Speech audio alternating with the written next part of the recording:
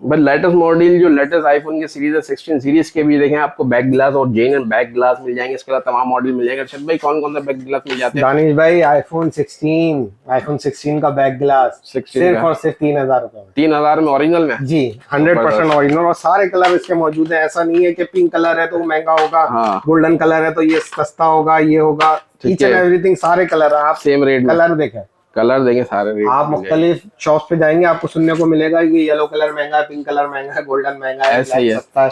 तो ऐसा कुछ भी नहीं है, सब एक ही प्राइस में, सब एक ही सब एक ही प्राइस में। ये होलसेल पे हम दे और रहे ये हैं। चेंज करके जी, देंगे हम आप चेंज इसी भी करके देंगे। चेंज करने के 1000 रुपए चार्ज, 1000 रुपए चार्जेस हो जाएंगे। कोई भी आप गिलास चेंज करवाएंगे 1000 रुपए चार्जेस। और कोई दुकानदार आजाद है होलसेल में लेना दुकानदार चाहते हैं तो वो आते भी हैं तो राब्ता कर ये सकते हैं। दुकानदारों के पार्सल रवाना कर रहे हैं हम। ये हाँ। होलसेल पे हम डिलीवर भी करते हैं, मुख्तलिफ Deliver शहरों भी में करते हमारे पार्सल जा रहे हैं।